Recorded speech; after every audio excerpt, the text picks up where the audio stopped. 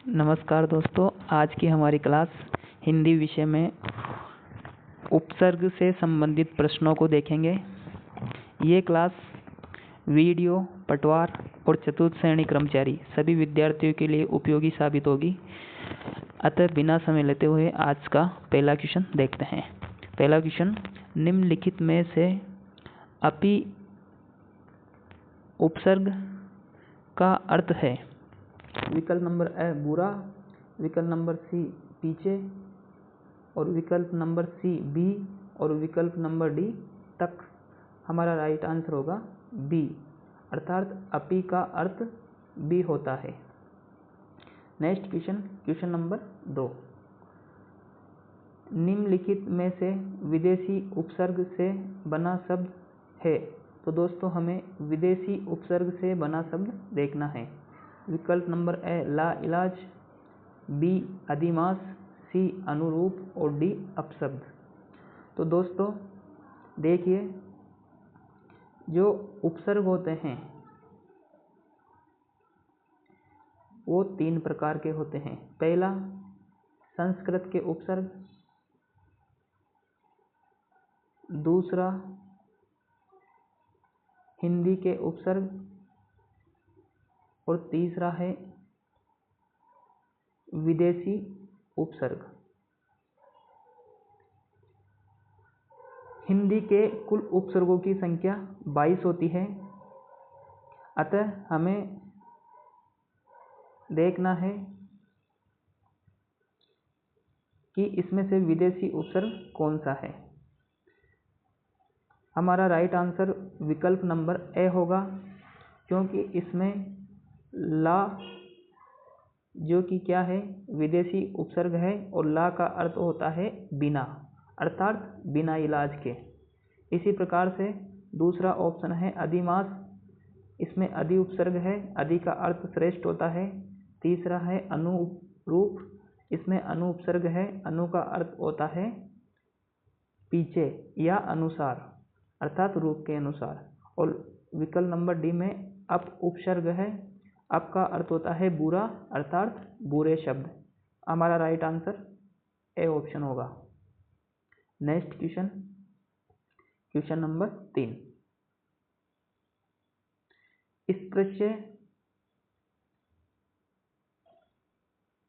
शब्द में कौन सा उपसर्ग जोड़ने से उसका विलोमार्थ बन जाएगा। तो देखिए दोस्तों, स्पृश्य का विलोम देखना है। पहला नी, बी में है ए और सी में है कु और डी में है अनु। हमारा राइट आंसर विकल्प नंबर बी होगा। इसमें जब स्पृश्य में ए का योग करेंगे तो अस्पृश्य बनेगा, अर्थात जो स्पर्श करने योग्य नहीं है। इस प्रकार से ये विलोम का भाव देगा।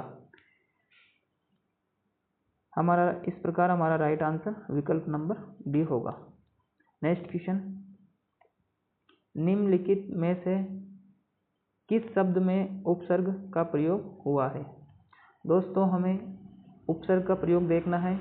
विकल्प नंबर ए चरण, विकल्प नंबर बी रेती, विकल्प नंबर सी उपकार और विकल्प नंबर डी खाना।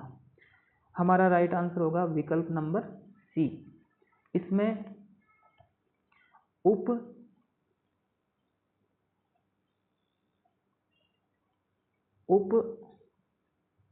उपसर्ग लगा हुआ है और उप का अर्थ होता है समीप। इस प्रकार से हमारा राइट आंसर विकल्प नंबर सी होगा। नेक्स्ट क्वेश्चन, क्वेश्चन नंबर 5, निम्नलिखित में से किस विकल्प में संस्कृत का उपसर्ग नहीं है। तो हमें संस्कृत के उपसर्ग की पहचान करनी है और विकल्प नंबर ए है अनु, बिल्कुल अनु संस्कृत का है। विकल्प नंबर बी है प्र भी बिल्कुल संस्कृत का है। विकल्प नंबर सी है औ, ये भी संस्कृत का उपसर्ग है। लेकिन जो हमारा विकल्प नंबर डी है, ये हम का अर्थ होता है साथ में, जो कि एक विदेशी शब्द है। इस प्रकार से हमारा राइट आंसर डी होगा। नेक्स्ट क्वेश्चन, क्वेश्चन नंबर 6,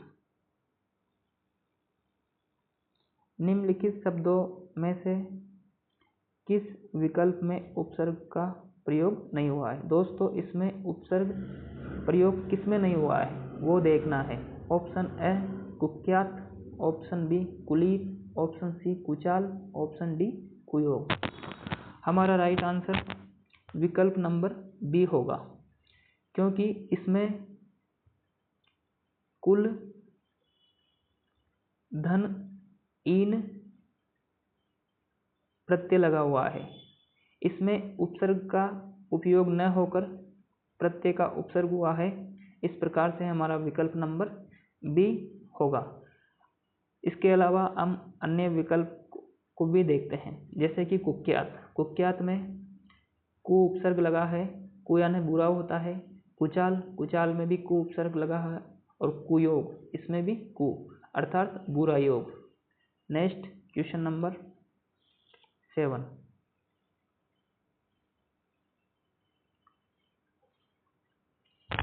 निम्नलिखित में से नि उपसर्ग से बना शब्द है। दोस्तों, नि उपसर्ग से बना शब्द देखना है। निराशा, निर्देश, निगम और निर्णय। हमारा राइट आंसर विकल्प नंबर सी होगा। देखिए दोस्तों, निराशा में निर उपसर्ग है, निर्धन आशा। इसी प्रकार से निर्देश में भी निर उपसर्ग है और निर्णय में भी निर उपसर्ग है। लेकिन विकल्प नंबर सी में नि, धन, गम और इसमें नि उपसर्ग का उपयोग हुआ है। अतः हमारा राइट आंसर विकल्प नंबर सी। Next question, question number 8। निम्नलिखित में से किस विकल्प में मूल शब्द व उपसर्ग युग्म अशुद्ध है? दोस्तों, हमें इसमें अशुद्ध देखना है। ए ऑप्शन है अनधन विषण, अन्विषण। बी अवधन बोध, अवबोध। सी अभिधन आगम, अभ्यागत। और डी आदन छादन, आच्छादन। इसमें थोड़ी टाइपिंग मिसप्रिंट हो रही है। इसमें मैं की जगह त है, अभ्यागत, आगत। तो हमारा राइट आंसर विकल्प नंबर ए होगा। विकल्प नंबर ए अशुद्ध है, क्योंकि इसमें इसका सही संधि विच्छेद अन, नु, धन, ईक्षण होता है, जो कि यन संधि का उदाहरण है। और बी ऑप्शन अवधन बोध, अवबोध बिल्कुल सही है। सी अभिधन आगत, अभ्यागत बिल्कुल सही है। और आदन छ, इसमें व्यंजन संधि है, च का आगमन हो जाएगा। और इसमें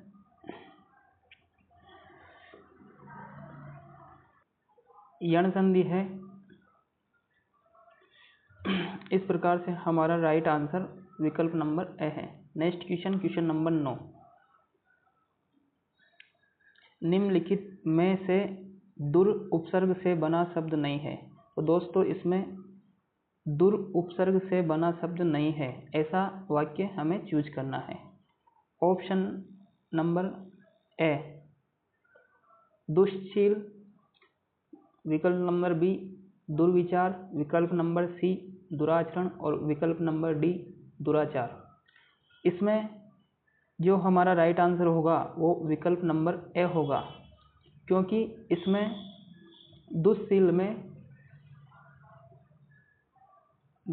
में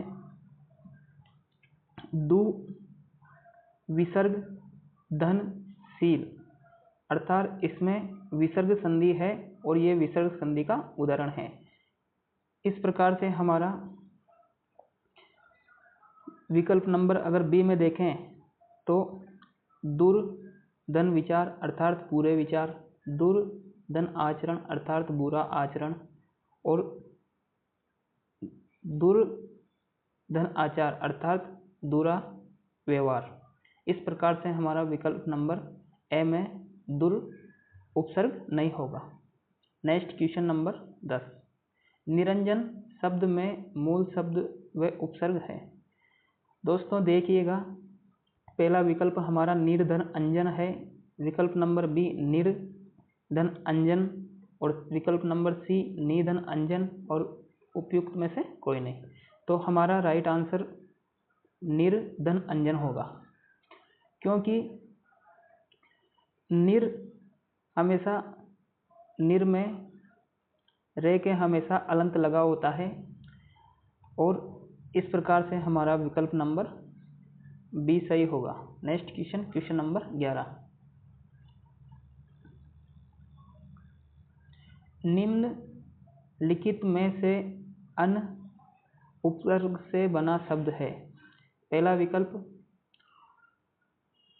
अनगिनत, दूसरा अनदेखा, तीसरा अनबन, चौथा अनेक।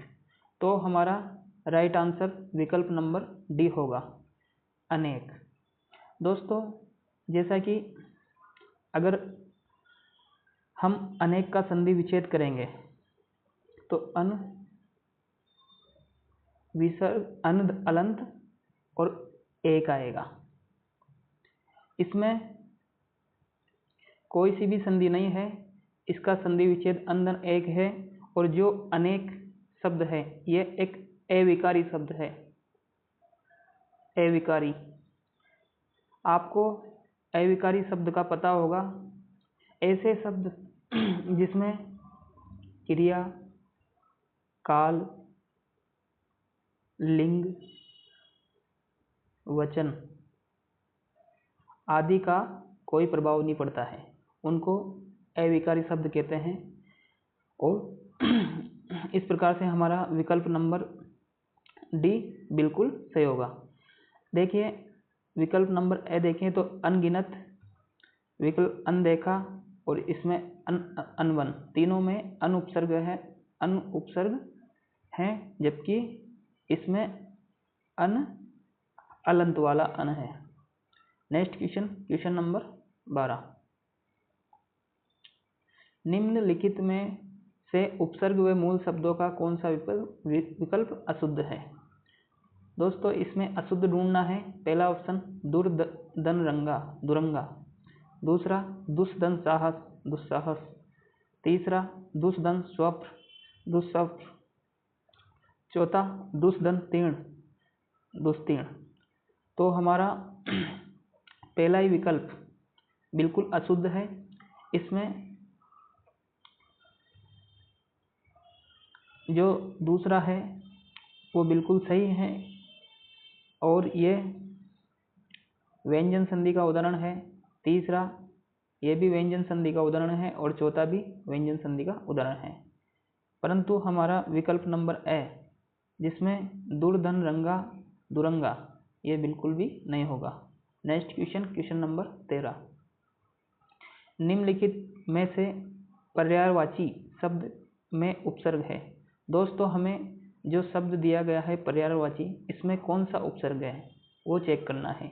विकल्प नंबर ए परि, विकल्प नंबर बी पर, विकल्प नंबर सी प्र और विकल्प नंबर 4 प्रति। हमारा राइट आंसर विकल्प नंबर ए परि होगा। देखिए दोस्तों, अगर हम परि का संधि विच्छेद करें तो परि धन आई धन, परि धन आई धन धन वाच्य, इस प्रकार से पर्यायवाची का संधि विच्छेद होगा। और परि का अर्थ होता है चारों ओर और आई का अर्थ होता है आना और वाच्य का अर्थ होता है कहने वाला या बोलने वाला। तो हमारा पहला ही विकल्प बिल्कुल सही होगा। Next question, question number 14। निम्नलिखित में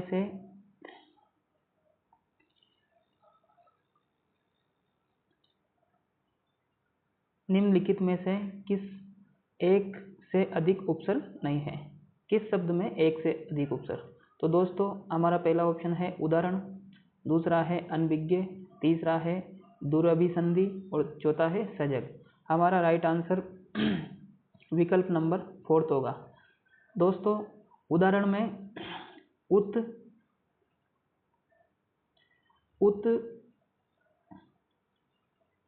दन हरण, तो हर और अण, इस प्रकार से इसमें 2 उपसर्ग हैं। इसी प्रकार अनभिज्ञ में भी अन धन अभी धन ज्ञ, अर्थात अन यानी नहीं और अभी यानी और ज्ञ यानी जानने वाला, इस प्रकार से नहीं जानने वाला। और दुरभि संधि में भी दुर धन अभी धन संधि, अर्थात बुरी संधि या बुरा समझौता। इस प्रकार से हमारा विकल्प नंबर डी बिल्कुल सही आंसर होगा।